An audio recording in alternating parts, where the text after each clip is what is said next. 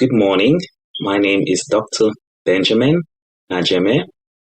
And before I dive into this amazing presentation, I would like to say thank you to Dr. Allen and to all the individuals who have worked hard to put together this amazing conference. So my presentation is going to be on the neurobiology of anxiety. But before I dive in, I'd like to throw out one important fact. Human beings in general are programmed or hardwired biologically to think negative or negatively. So the average person that you run across automatically has this process of negative thinking. So what is anxiety, you might be asking? Anxiety is a normal emotional state that we go in and out of. So imagine that you have an exam that you have to take. So the requirement is that you have to study, correct? So there's going to be a little bit of anxiety that gets you moving. So that anxiety essentially acts as a springboard to getting you to study, to prepare for your exam. And hopefully it's not too much anxiety that causes your brain to freeze, that you actually don't perform well on your test. So as you can see, a little bit of anxiety is beneficial, correct? All right, so again, I'm going to be using the brain. I have a very nice model here to kind of walk you through some key areas that are important in understanding anxiety from a neurobiology standpoint. All right, so kind of to introduce you to how this is done, in the medical setting, we use what's called a functional MRI scan. And so this scan essentially picks up areas of the brain that potentially have a lot of activity, so kind of lights up on the scan. And that is how doctors are able to figure out which areas are actually highly active. And this is an effective method or tool in understanding anxiety or the brain of an individual who is going through anxiety. All right, so I'm going to pick up my brain model here.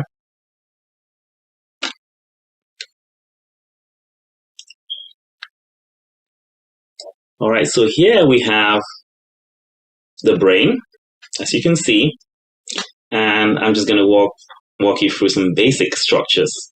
So here we have the left hemisphere and the right hemisphere.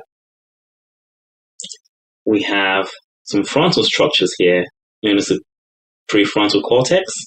We have the left prefrontal cortex and the right prefrontal cortex. All right, so in the case of anxiety, this imaging has been done to show that the right prefrontal cortex is normally very active, and this is the region where negative emotions are held. And on the other side, the left prefrontal cortex is where positive emotions are held. So you can clearly see that if an individual spends a lot of time ruminating or having ruminating thoughts about the future, catastrophizing events that are going to happen in the future that could potentially be negative, this area of the brain is being hardwired. So there's a lot of neuronal pathways that are created in the right prefrontal cortex that will essentially hold that area to be more negative. So as that individual has these thoughts about the future being a certain way, maybe you're concerned about the outcome of the future of your child, or maybe you're worried about your spouse leaving you for another individual, you're creating more pathways in the right prefrontal cortex that essentially holds you in a negative mental state. And on the other side, left prefrontal cortex, this is where you find your positive emotions. All right, so I'm going to take you through the process of opening up the brain so we can look at the mid-sagittal section or the cross section of the brain to look at some structures that are found deep within. All right.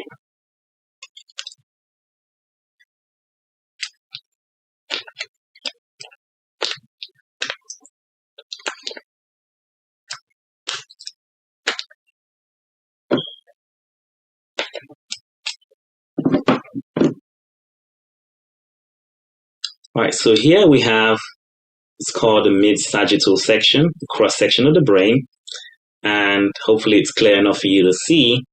So again, we have the cortex at the top. All of this is the cortex, and here you can see the brainstem coming all the way down.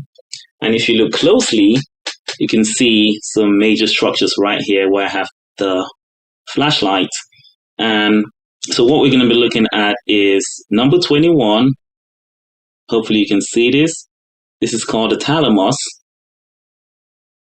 And number 6, which goes across right here, is called the hippocampus. Right there. And right inside here, you have the amygdala. So those are key structures. So again, number 21, the thalamus. And number 6, which runs across here, is the hippocampus. And right here in the middle, you have the amygdala. So these are critical structures. All right, so and then further along the cortex, in the prefrontal cortex region, you have the ventral medial prefrontal cortex and the orbitofrontal cortex, which comes in this way. So these are all key structures in understanding the imaging of anxiety and how that connects to the neurobiology. All right, so what does the thalamus do? Or what is the key function of the thalamus? So kind of think of this as a hub. So all the information that comes in has to go through a central hub. So kind of like think of it as maybe traveling and you have a certain airport that is the main hub for you to transit through. So essentially all that information has to come in and it has to get by with the thalamus in order to essentially go to other areas. So the thalamus is where the information hub is located, and the hippocampus is sort of like the memory bank. So if you can think of it that way. So imagine going to the bank and you have money that you've deposited in the bank, correct?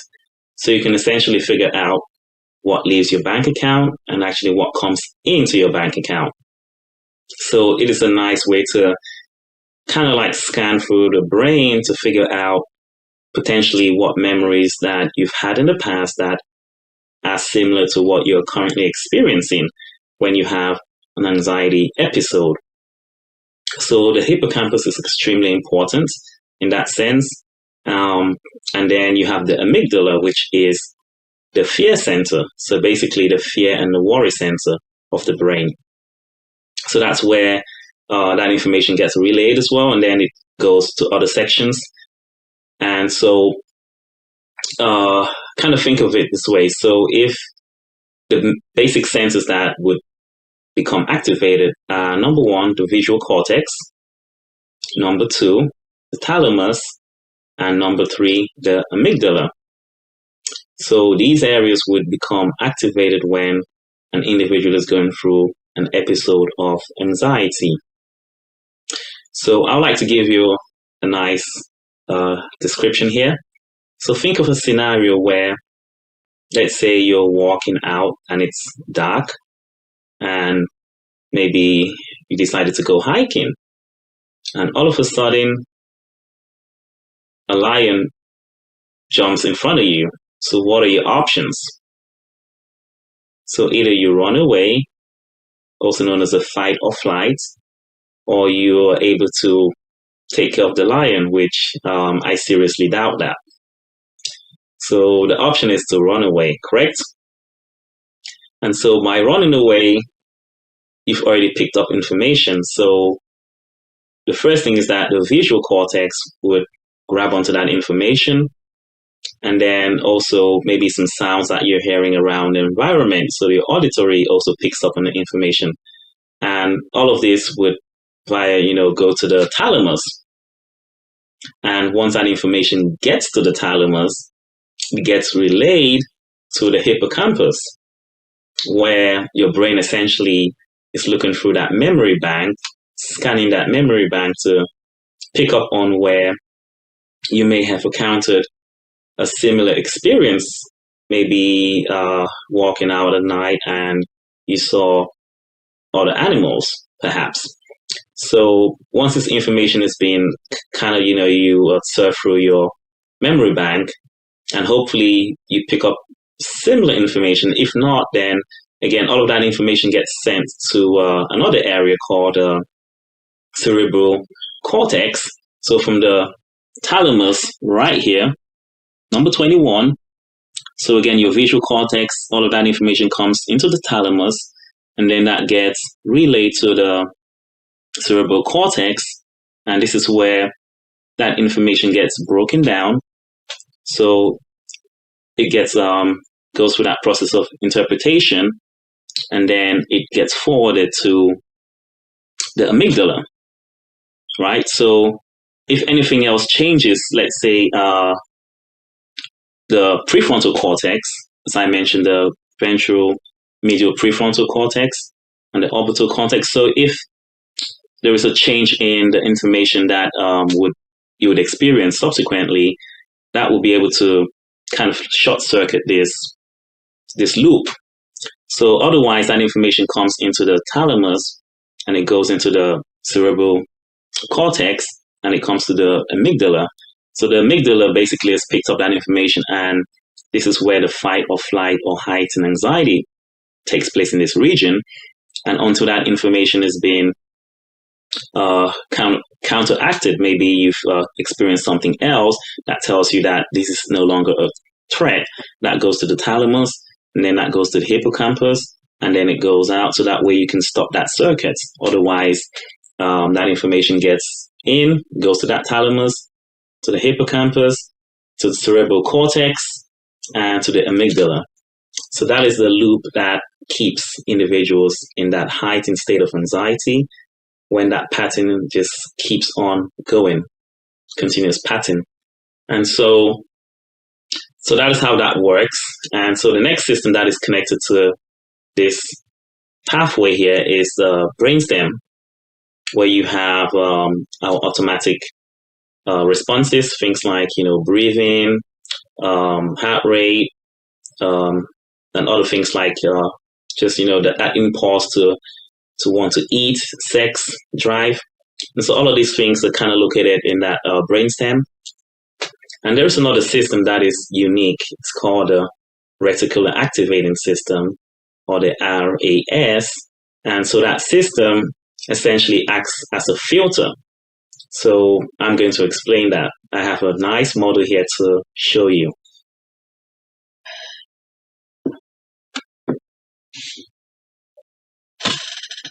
All right, so when we're talking about the reticular activating system, so we have here a nice filter.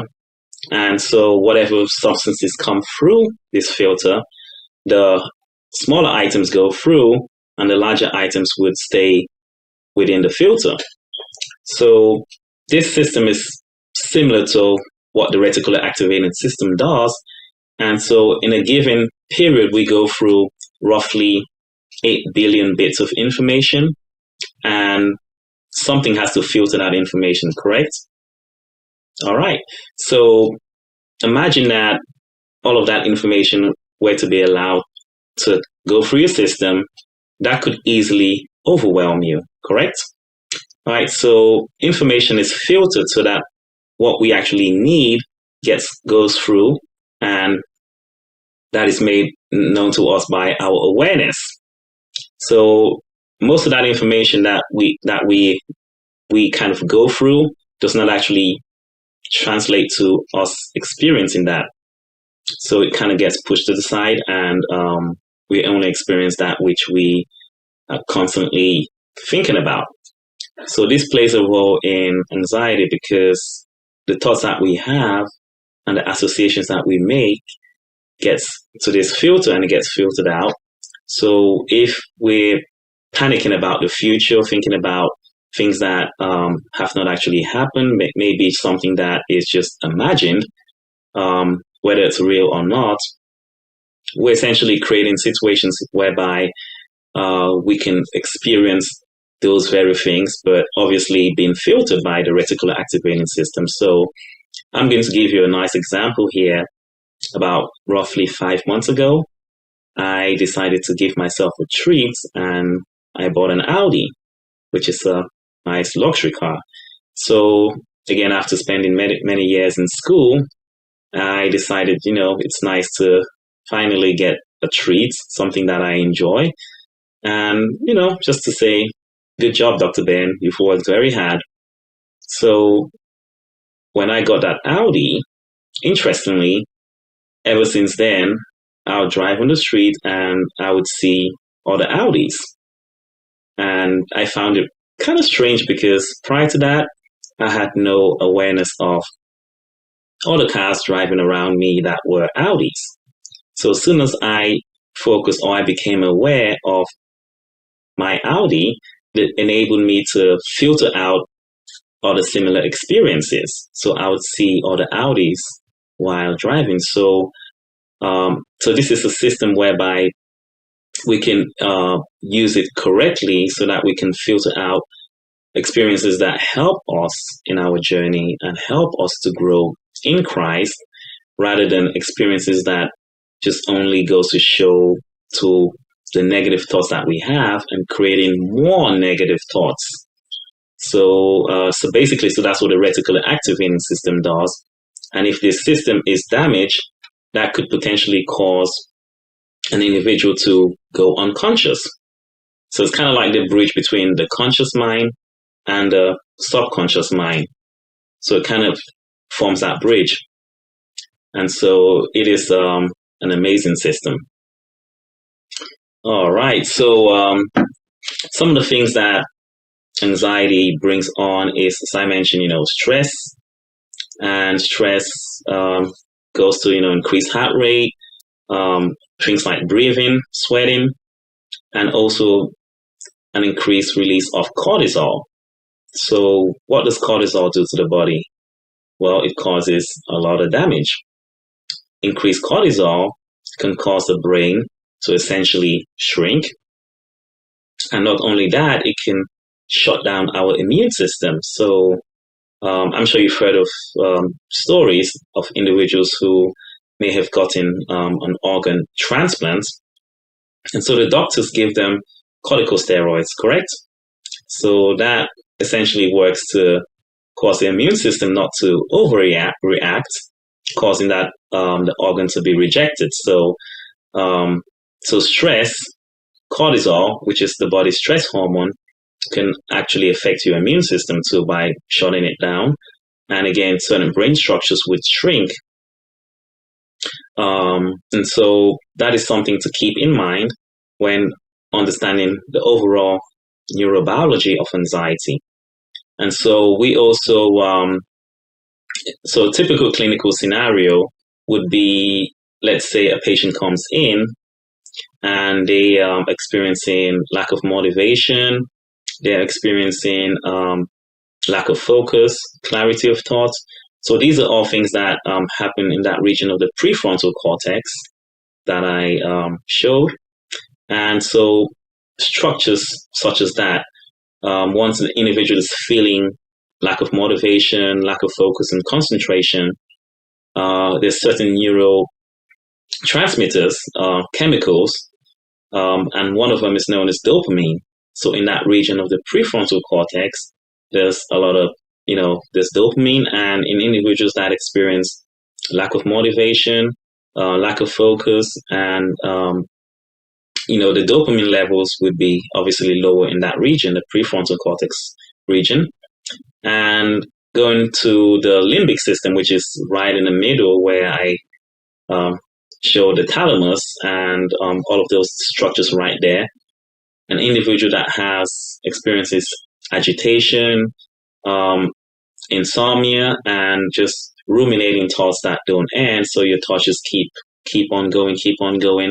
In that middle region, the limbic system, they have increased levels of dopamine. So in the prefrontal cortex, you have low dopamine in individuals who have lack of motivation, focus, clarity of thoughts. And in the limbic system, where you have increased dopamine in individuals who have experienced agitation, things like insomnia and ruminating thoughts. So basically, the way of kind of approaching that is to use medication that potentially increases the dopamine level in the prefrontal cortex and decreases the dopamine level in the limbic system. So, and these are the regions that are very active in anxiety as well. So it could be various things coming together, and careful clinical examination would lead a physician to be able to figure out what medications may be helpful. But if an individual has a prefrontal cortex that is not functional, it makes it even twice as hard to combat anxiety, because you need a functioning prefrontal cortex to drive information. So if you're not able to think clearly, understand, focus, or hold attention, then that becomes a serious problem. So it requires a nice balance to find what works.